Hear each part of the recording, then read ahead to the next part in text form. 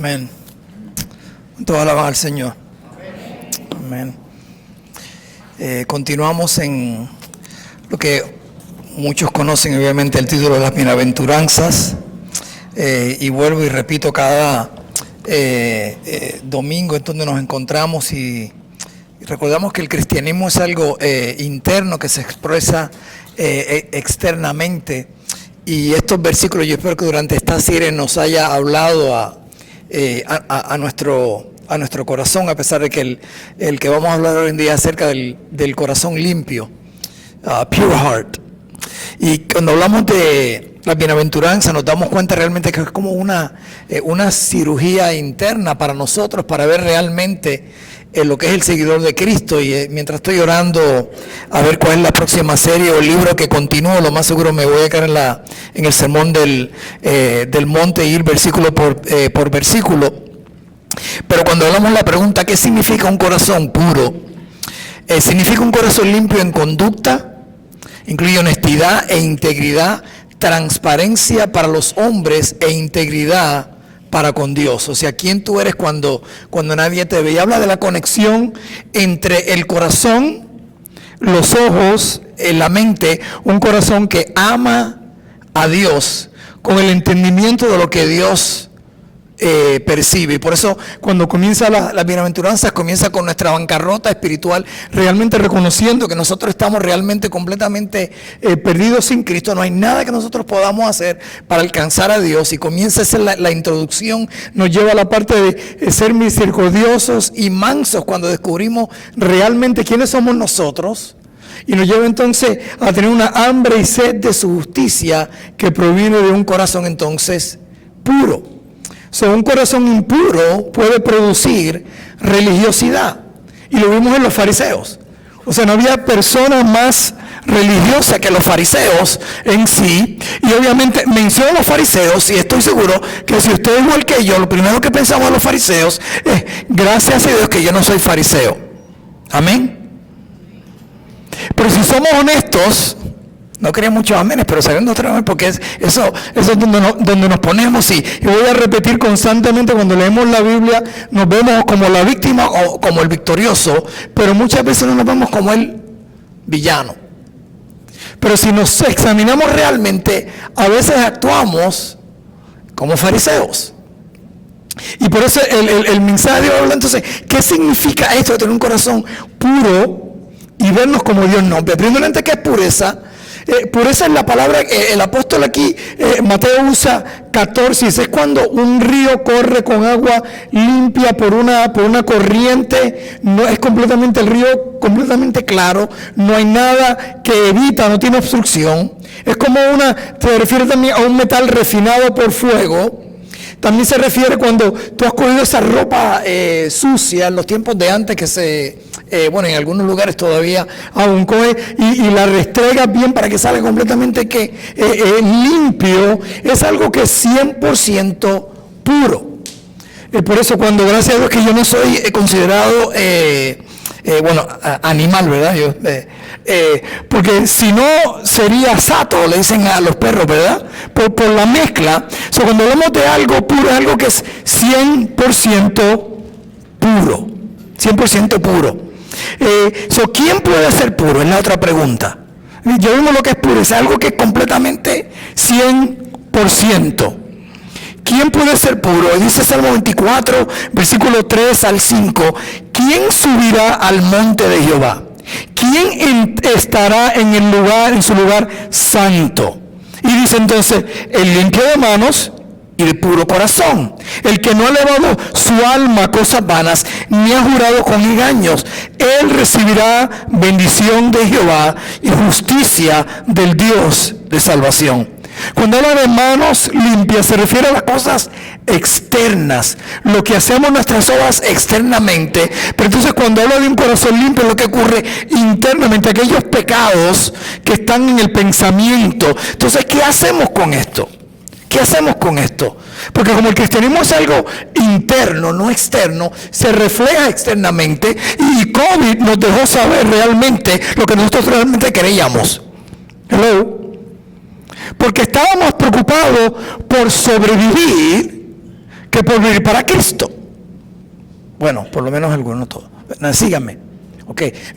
Si tú le entregas tu vida a Cristo, nosotros no estamos llamados a sobrevivir, sino a triunfar. Somos más que ¿qué? Que vencedores en Cristo Jesús. Ninguna cosa debe cambiar nuestro estilo de ¿qué? De vida. Continuar haciendo lo que Dios nos ha mandado hacer. Se reflejó externamente dónde estaban nuestras prioridades. Ahí se salieron rápidamente. ¿Cuál es mi prioridad? Si era el servir a Cristo, el seguir a Cristo, el vivir para Cristo, o el tratar de ¿qué? De otras prioridades.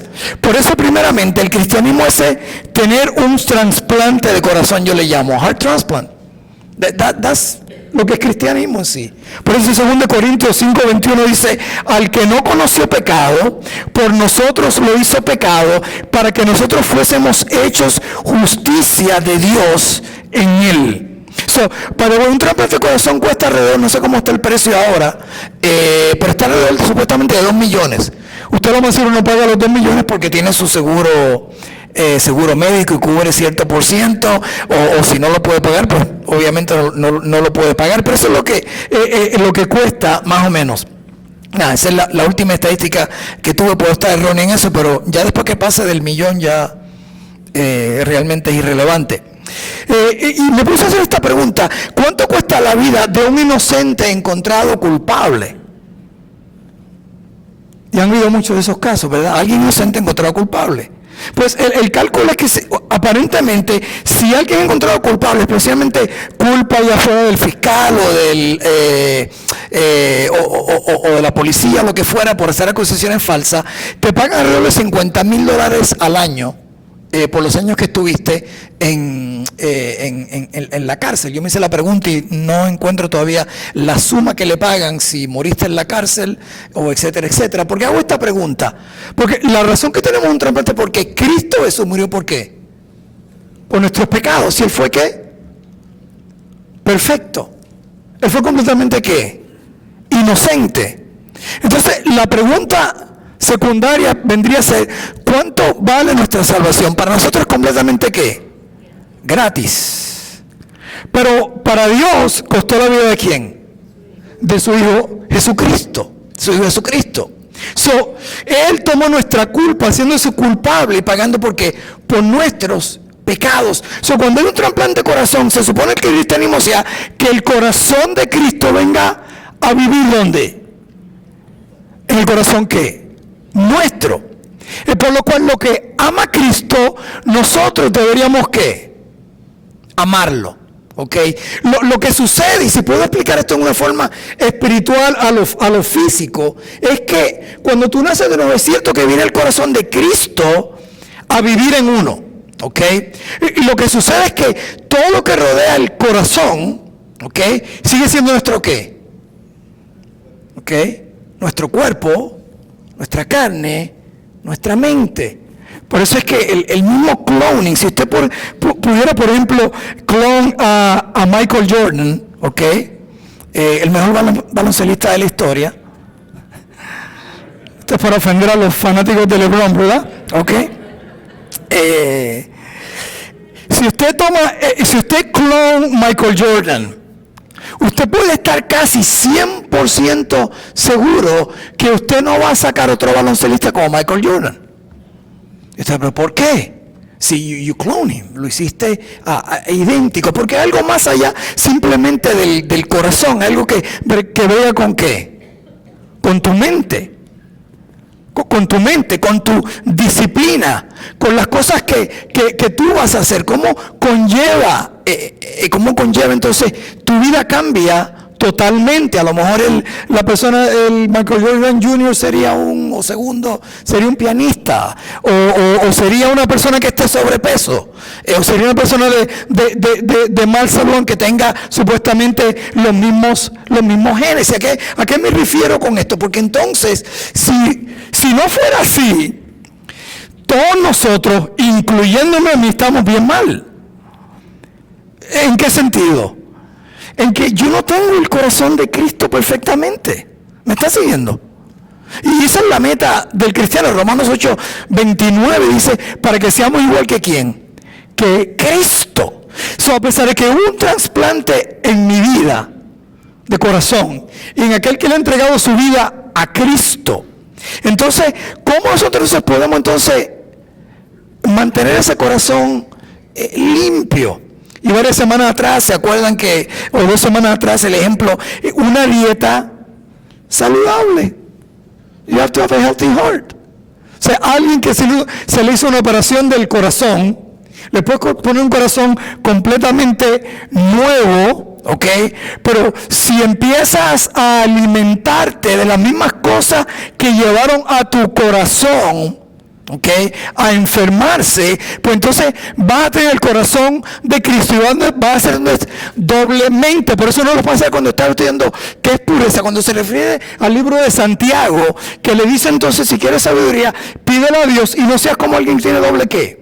Doblemente. Cuando habla alguien de doblemente, que tiene doble visión, doble prioridades. Y él dice, tú no puedes seguir al mundo, tú no puedes seguir el dinero y seguir ¿a quién? A Cristo. Entonces empieza una competencia entre nosotros y Cristo es lo que se llama un corazón dividido. Entonces, o hay cristianos divididos, o la mayoría de los cristianos, basadas en las estadísticas, yo sé que no en esta iglesia, esto no ocurre aquí, ¿ok?, no son cristianos. A mí estoy siendo honesto, ¿me están siguiendo? Porque mi batalla, ¿ok?, es tratar de tener el corazón como Cristo, pero mi carne no quiere ¿qué? No quiere eso. Porque si nuestra carne es la batalla entonces que nosotros tenemos entonces de vivir como Cristo y para Cristo, tener un corazón que completamente ¿qué? Puro y vendido ¿qué? Para con Él. Dice, así que sí, hermanos, 2 Corintios 7:1, ¿sí? Así que, amados, puesto que tenemos tales promesas, limpiémonos de toda contaminación de carne y de espíritu, perfeccionando la santidad en el temor de ¿quién? De Dios. En el temor de Dios.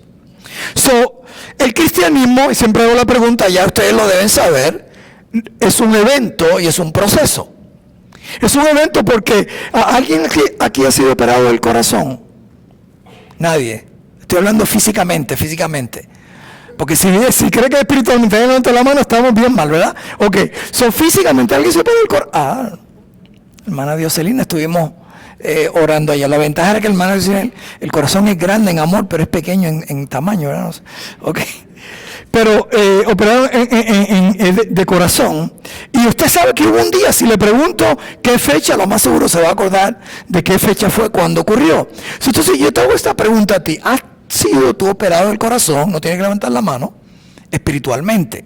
Ese día donde tú reconociste realmente que tú estabas perdido, separado. No te estoy preguntando si te añadiste una religión o te sentiste que mal por algo, sino simplemente donde reconociste que sin Cristo estabas perdido, no eras nada, que no hay nada que tú puedas traer para la salvación, y tomaste esa decisión. Él vino a Cristo a morar en ti. Entonces el Espíritu Santo empezó a cambiar tu interior, empieza lo que se llama santificación, porque hay un proceso, es lo que se llama el cristianismo en sí, es un proceso de santificación. Yo estoy seguro, y si le pregunto a hermana Jocelina, que empezó un cambio interno con dolores físicos, me imagino. En ella, anoche mismo estaba hablando con, si puedo llamarle al padrino mío, no porque pertenezco a ningún cartel, sino simplemente porque fue el padrino de mi boda, y tiene como 91 años de edad, y me llamó, vive en Orlando, y empezó a congested heart failure. ¿Ok? ¿Cómo se traduce eso, Pepe? ¿Falla cardíaca?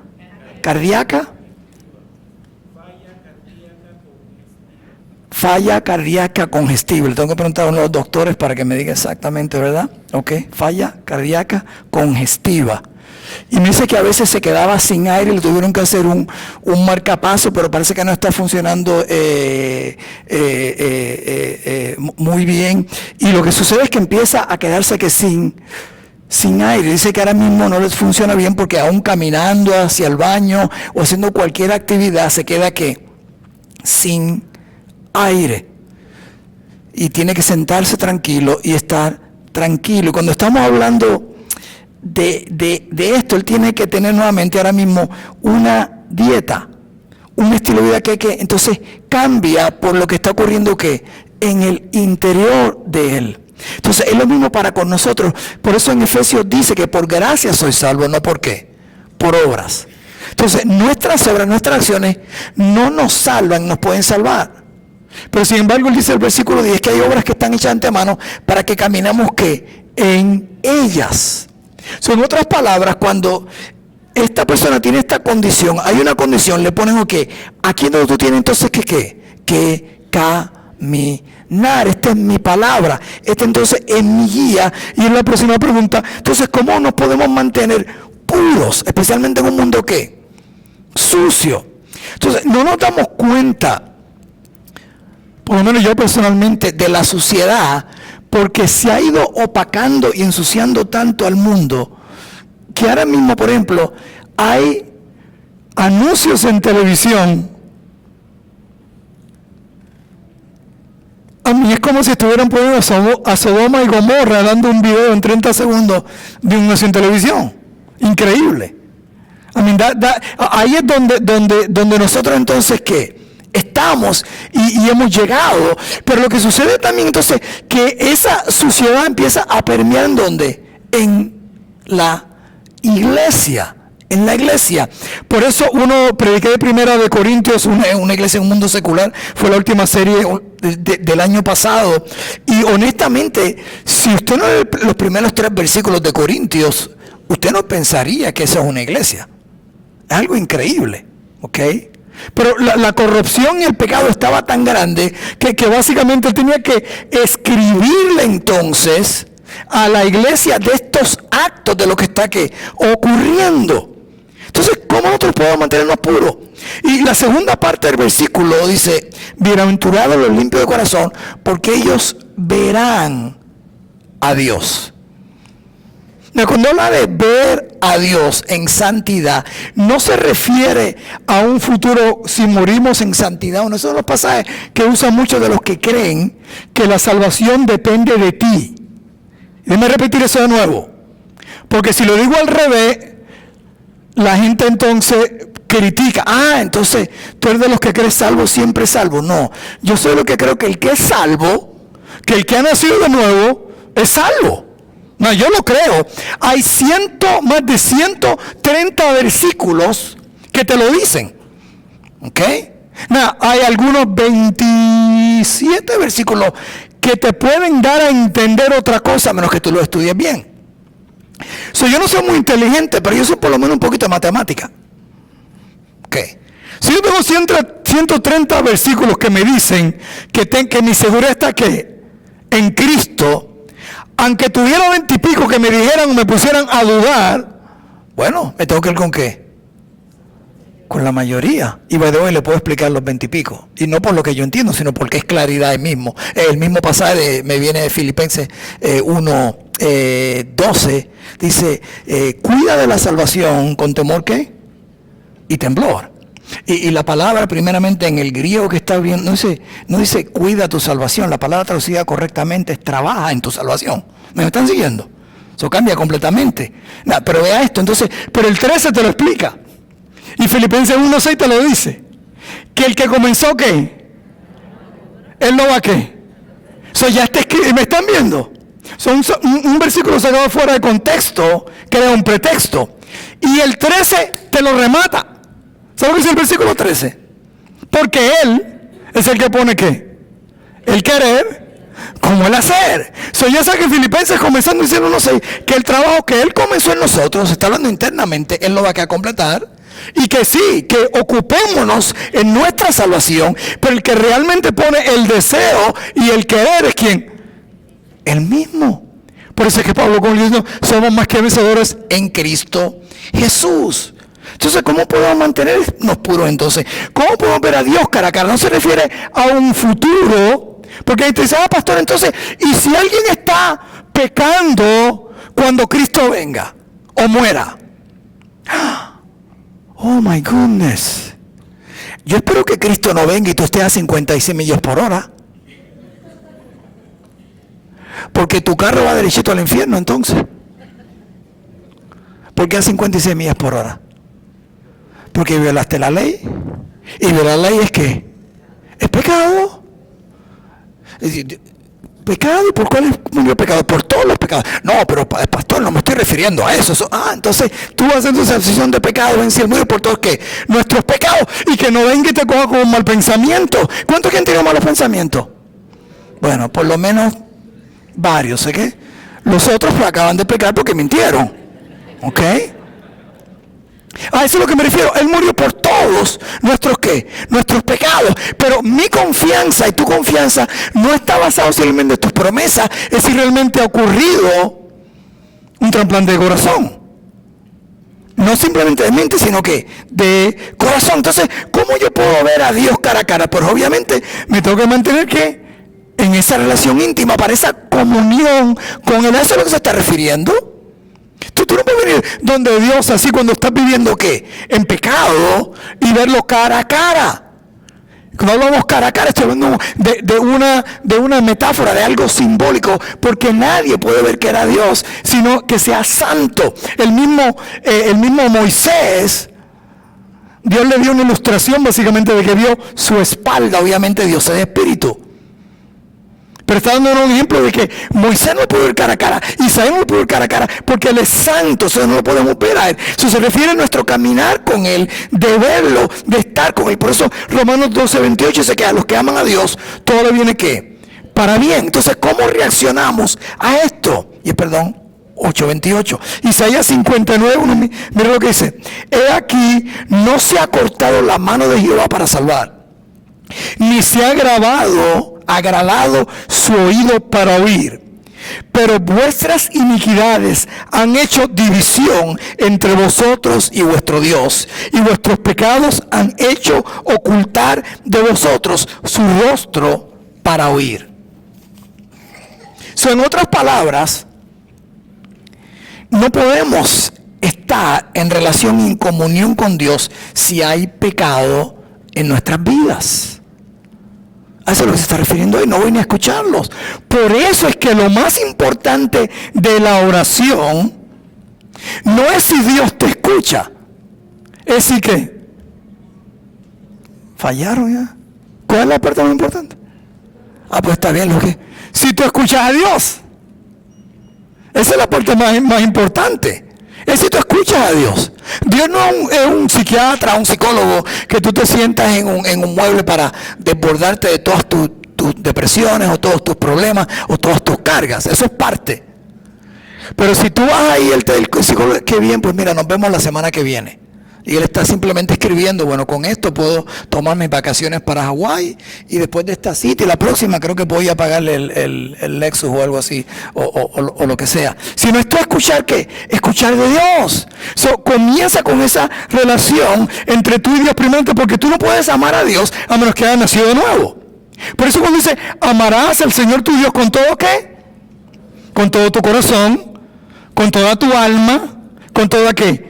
Tu mente, o sea, no la parte simplemente emocional, sino la parte simplemente donde tú entras tu intelecto y se lo entregas a Dios. Y por eso hay una línea, porque ¿cuál es el próximo versículo? ¿Se lo saben de memoria? ¿Amar a quién? A tu prójimo. O sea, hay un puente. O sea, hay un puente ahí de amar a tu prójimo como a ti mismo, porque tú amas a Dios. Entonces, manteniendo esa comunicación diaria, dice Salmo 51, escucha, Jehová, mis palabras, considera mi gemir, está atento a la voz de mi clamor, Rey mío y Dios mío, porque a ti oraré. Oh Jehová, de mañana oirás mi voz, de mañana me presentaré delante de ti y esperaré. ¿Qué le está esperando? What is he waiting for? ¿Qué está esperando? Ok, te comuniqué mis preocupaciones, te comuniqué mi ansiedad, te comuniqué mis problemas. Ahora quiero que tú me hables, me guíes. Lo bueno de esto es que en aquella época David no tenía toda la palabra de Dios. Usted y yo ya la tenemos.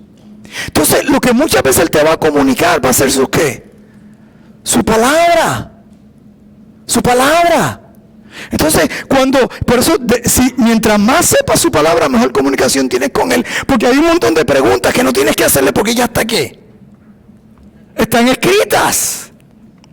Ay, Dios mío, este es el cónyuge que tú quieres, esta es la persona. Bueno, por lo menos te da varias indicaciones. Ay, este es el trabajo. Y la cuestión no es el trabajo si te paga más o menos, si estás violando principios bíblicos, tus prioridades y lo que está en tu corazón opuesto a lo que Él quiere hacer. No, hay un montón de cosas que no están en la palabra de Dios, que no están escritas ahí. Pero en esa relación que tú tienes, que Él tiene esa comunión con Él para tomar las decisiones que correctas. Cuando estás en el ministerio es aún más difícil. Hace años, no sé si lo he dicho aquí, en el 2006 me acuerdo que me ofrecieron un trabajo con la convención. Me daban carro, laptop. Y no digo esto ni para ensalzarme, simplemente lo digo por ser transparente. Y el Señor, gloria a Dios, yo sabía que tú me ibas a mejorar. No porque quería ser donde estaba, porque tenía un carro poseído. Estaba poseído. Porque era supuestamente electrónico, pero ya estaba tan viejo que cuando llovía las ventanas no subían y cuando hacía calor las ventanas no bajaban. Y a veces así, de momento estás manejando, clic, clic, clic, clic, a los locks, y pues estaba poseído, ¿ok? Iba a hacer un exorcismo, pero no valía la pena. Y gracias, Señor, por esta puerta que está abierta. Y Dios me dijo que no. Y iba a seguir sirviendo a Dios como abuelo. Cuando dice como abuelo, sí, iba a predicar, de las conferencias, esto y lo otro. O sea, no tenía que lidiar con todo lo que estaba ocurriendo con los bebés y los niños, ¿verdad? Porque los pastores se encargan de eso. Y Dios me dijo que no. Y yo me hago esta pregunta. Entonces, parte de la razón era porque yo aún estaba criando a mis hijos. Y sabía que iba a estar todos los fines de semana afuera. Y que la palabra me dice que mi ministerio primero son mis hijos. Hello. Son mi familia. Está escrito en 2 Timoteo. ¿Ok? La iglesia y mi llamado no puede ir arriba de mi familia. Porque el llamado es mío con familia. Por eso dice en 2 Timoteo capítulo 3. Si no gobiernas bien tu casa, ¿cómo vas a gobernar quién? Bien, la iglesia. Cuando Él me dice, no, aquí es que yo te tengo y aquí es que tú vas a estar. Y ok, Señor, tranquilo. Yo me hago esta pregunta. ¿Estuvieran varios de mis hijos sirviendo al Señor hoy día? Porque yo me fui al ministerio a hacer mi propio ministerio en vez de contar con ¿quién? Con Dios. Y la pregunta que muchas veces nosotros estamos y hacemos decisiones fuera de la comunión con ¿quién? Con Dios para toda decisión. Me decía una vez alguien hace años, cuando yo era maestro de escuela dominicana, no sabía que iba a ser pastor, y me decía, entonces usted, pastor, usted está le ora por el color de medias que usted se va a poner, porque era tan específico, ¿verdad? Bueno, depende de qué zapatos esté usando, obviamente, pero hay cosas que no se necesitan. Pero ¿por qué ustedes no quieren volver a Dios en todas sus decisiones? Él sabe mejor. Aunque hay cosas que yo no quiero que Él me responda, ya yo las sé. Y por eso se habla en un corazón que puro, transparente. Entonces, en ti esperaré. ¿Qué es lo que tú me vas a decir a mí? Entonces, cuando hablamos de mantener una comunicación diaria con Él para que Él nos vea, para verlo cara a cara, primero uno dice, pues este es el amor de Dios, que guardemos sus mandamientos, y sus mandamientos no son gravosos. Porque todo lo que es nacido de Dios vence al mundo, y esta es la victoria que ha vencido al mundo. ¿Quién es el que vence al mundo? Sino que el que cree que Jesús es el Hijo de ¿quién? De Dios. Entonces, cuando su mandamiento del Señor, lo pongo ¿qué? En tus manos. Y lo pongo todo en tus manos, y tengo un testimonio positivo, pero no lo voy a contar a mí, porque a veces tenemos que tener una idea, porque pensamos que al cristiano todo le va a salir ¿qué? Le va a salir bien. Pero entonces en línea con amar a Dios, 1 Juan 4:20 dice, si alguno dice yo amo a Dios y aborrece a su hermano, es mentiroso. Es mentiroso. Pues el que no ama a su hermano, ¿a quien ha visto? ¿Cómo puede amar a Dios a quien qué? No ha visto. Entonces, cuando hablamos de mantener esa comunicación con Dios diariamente, de supuestamente amar a Dios, tenemos que amar a ¿quién? A nuestro hermano. Entonces, obviamente, segundo, y va en línea con orar, porque orar y la palabra de Dios van uno a uno. Si usted no conoce la palabra, su comunicación con Dios va a ser bien débil, porque usted no sabe lo que le está pidiendo a Dios. No está pidiendo algo que va en contra de lo que Dios quiere, porque no conoce su palabra. Aun cuando pedimos cosas que son buenas, bendíceme, ayúdame, sáname, la segunda pregunta es ¿para qué? Porque si simplemente para nuestro egoísmo, por eso Santiago 2 dice, y estos versículos me están viniendo, dice, pedid más porque pedid ¿para qué? Para vuestro deleite. ¿Ok? Pero que te sanen ¿para qué? Para que te sientas mejor, para que estés más tranquilo. Entonces la oración es egoísta. No hay nada con sentirse mal y pedirle eso a Dios, por la razón que te sientas mal es para servirle y vivir para Él, porque esa es la razón por la cual Él te salvó. ¿Okay? Es como que yo le diga que voy a mi trabajo y le digo, mira, quiero una oficina con aire acondicionado y un sofá. Y yo, sí, ¿para qué quieres sofá? Bueno, porque a mí me gusta dormir de vez en cuando durante el día de trabajo. Quiero una silla más cómoda porque entonces puedo coger mi siesta cada 15 minutos. Quiero la oficina más grande para que las luces entren. ¿Me están siguiendo? ¿Qué usted cree que me diría el jefe mío? No me diría nada. Absolutamente, me daría mi último cheque, aquí está. Gracias por estar con nosotros. Pero así somos nosotros. Pero ¿para qué tú quieres esto? ¿Para qué tú quieres que Dios te bendiga? ¿Para qué tú quieres que Él te prospere? ¿Para qué tú quieres que Él te dé más? ¿Para bendecir a otro o para bendecirte a ti? ¿O para cumplir tus sueños? Ese es el corazón de Cristo, que no tuvo lugar en donde poner su cabeza, porque sus oraciones iban basadas en la palabra de Dios. Él mismo dijo, yo no vine a hacer ¿qué? Mi voluntad, sino la de quién, del Padre que me envió, y su voluntad era ir a la cruz. Gracias a Dios que nosotros no tenemos que ir a la cruz, porque Él fue por nosotros. Ese es el corazón de Cristo. Por eso al comenzar, muchos dicen, pastor, usted está bien mal, que usted no quiere ser como Cristo. No, es porque yo entiendo lo que es ser como Cristo. Y esa es la batalla. ¿Con qué limpiará el joven su camino? Con guardar tu palabra. Con todo mi corazón te he buscado. No me dejes desviarme de tus mandamientos. En mi corazón he guardado tus dichos para no pecar ¿con qué? Contra ti. Y recuerde que pecar es relativo. Pecar es simplemente desobedecer a Dios. Entonces guardar su palabra, buscar su palabra para no desviarse entonces de su palabra. Entonces esto nos lleva al tercer punto, que entonces dejarnos controlar por el Espíritu Santo. Entonces hoy en día tenemos esta noción de que el Espíritu Santo es un sentimiento, ¿ok? O una emoción. Es simplemente en la palabra de Dios que en nosotros, porque fue el Espíritu Santo el que escribió la palabra. En Efesios 5:18 dice, no os embriaguéis con vino en el cual hay disolución, antes bien sed llenos del Espíritu. Y la palabra lleno se refiere controlado. ¿Ok? Es más, aún, yo sé que aquí nadie nunca ha bebido vino ni se ha emborrachado, pero, ¿ok? Usted no tiene que llenarse de algo para estar controlado por algo. Y usted puede estar lleno de algo sin ser controlado por algo. Cuando entramos control, aquí dice, mira lo que dice el versículo 19 a continuación, hablando entre vosotros con salmos, con himnos y cánticos espirituales, cantando y alabando al Señor en vuestros corazones, dando gracias, siempre gracias a Dios, por todo al Dios y Padre, en el nombre de nuestro Señor que es Jesucristo.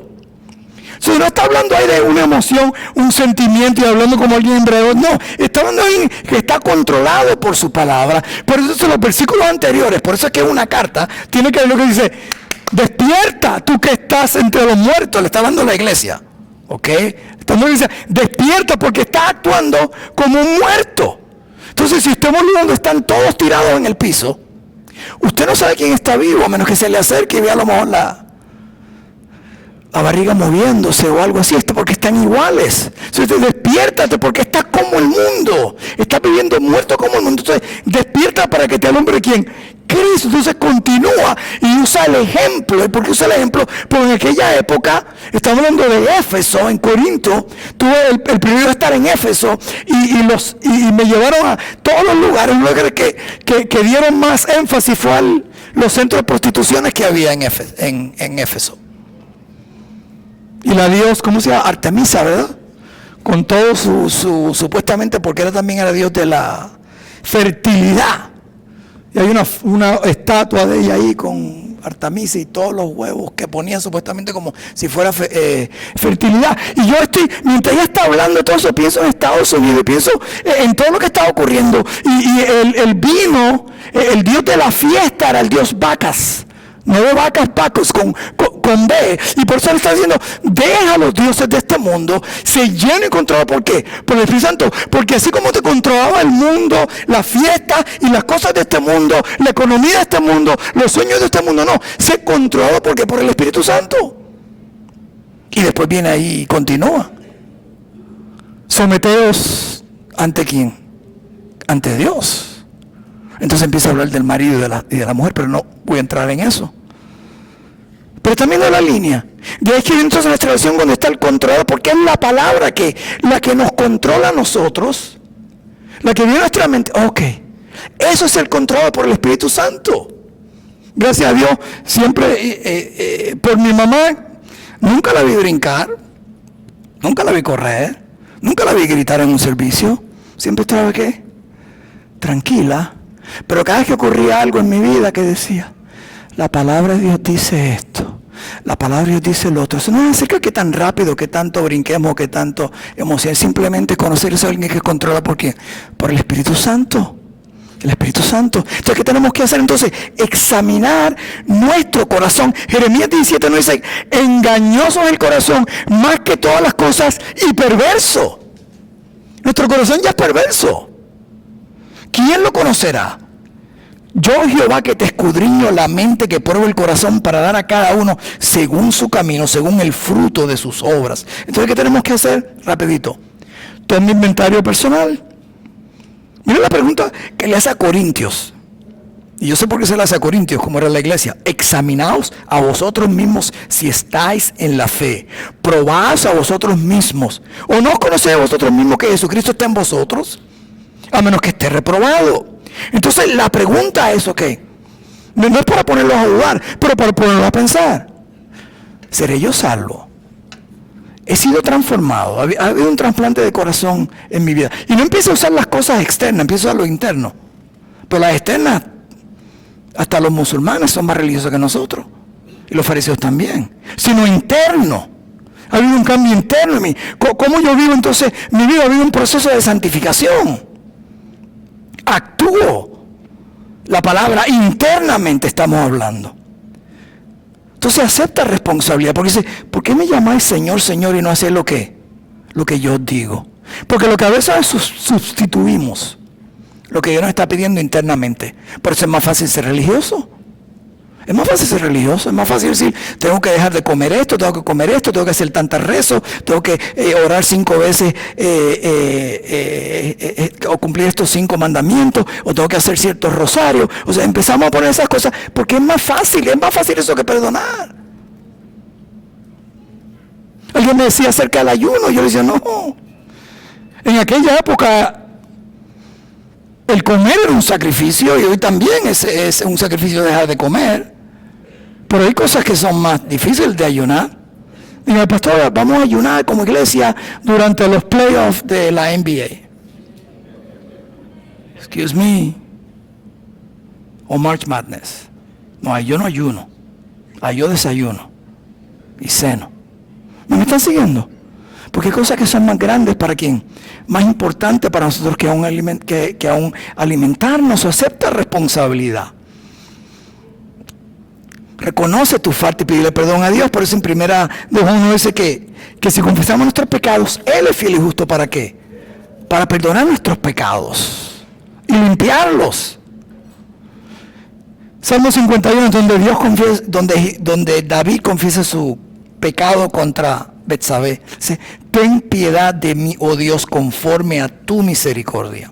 Conforme a la multitud de tus piedades, borra mis rebeliones. Lávame más y más de mi maldad y límpiame de mi pecado.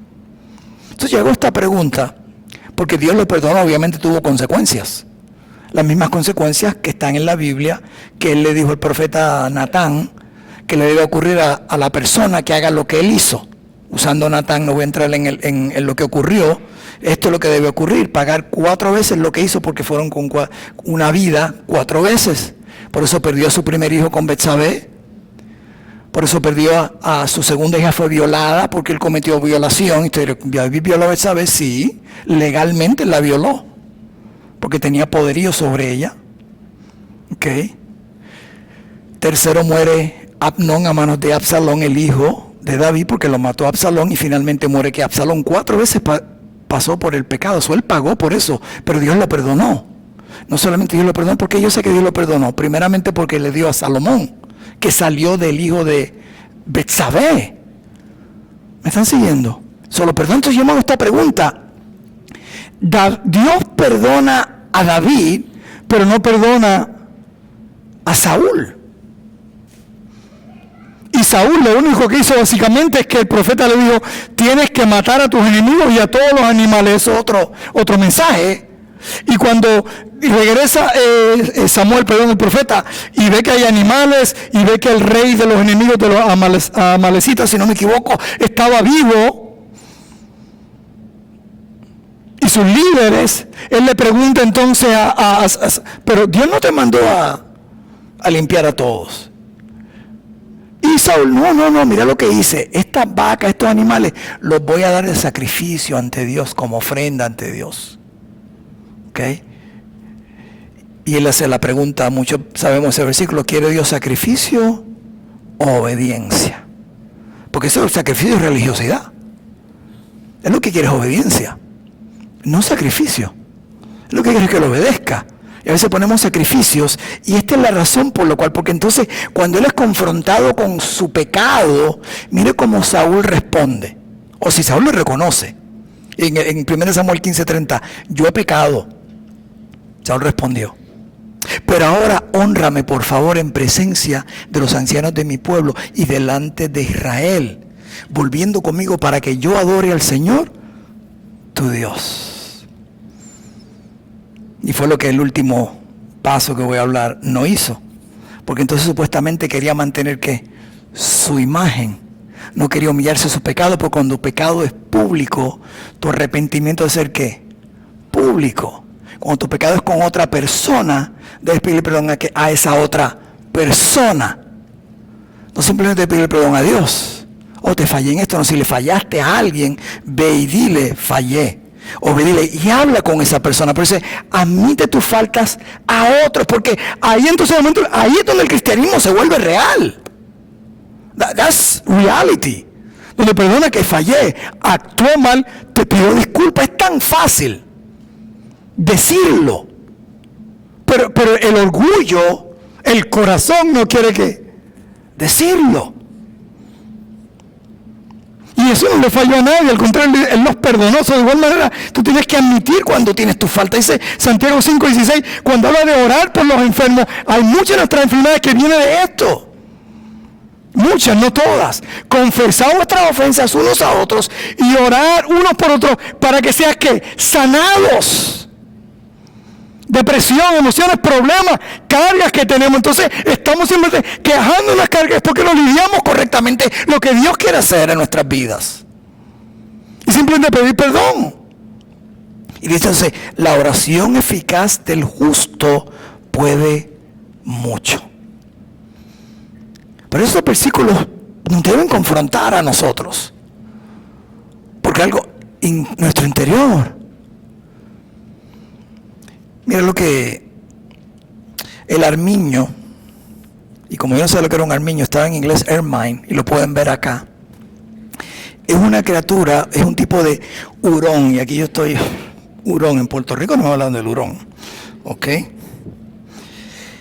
¿Lo ven ahí? Preciosa la piel, ¿ok? Es pequeña, pero es preciosa, ¿ok?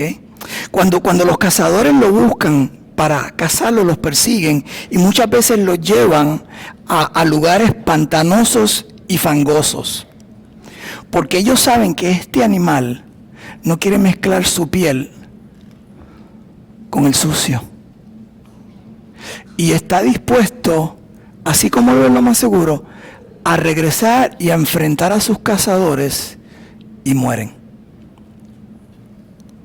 Entonces yo me hago esta pregunta. ¿Are we willing? ¿Estamos dispuestos a dar nuestras vidas, a poner nuestra caminar con Dios sobre cualquier otra cosa? Y es de admirar a estos animales, porque ellos prefieren que mantener su testimonio, mantener su blancura, su pureza. Y tú y yo somos representantes ¿de quién? De Cristo. ¿Y sabes qué? Nos vamos a ensuciar. Va a ser natural. Alguien nos va a vomitar. Alguien nos va a ensuciar. Van a ocurrir esas cosas en nuestras vidas, pero el punto es que diariamente vengamos a y nos pongamos ante su presencia y le pedamos ¿qué? Perdón. Y confesemos entonces nuestros pecados. En una estrofa nos ponemos de pie para despedirnos.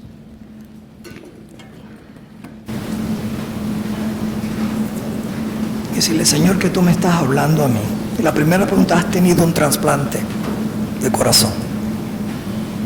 Y la segunda pregunta, entonces, ¿estás viviendo ese trasplante? ¿Estás amando a Dios sobre todas las cosas, incluye amar a tu prójimo? Porque ese es el ejemplo, en obediencia a Él. No poniendo excusas cuando Él te hable a tu corazón y decir, que esto es lo que tienes que hacer. Esto está escrito en la palabra. Ve y hazlo. Para que entonces me puedas ver cara a cara. Porque ese es el amor de Dios para con nosotros.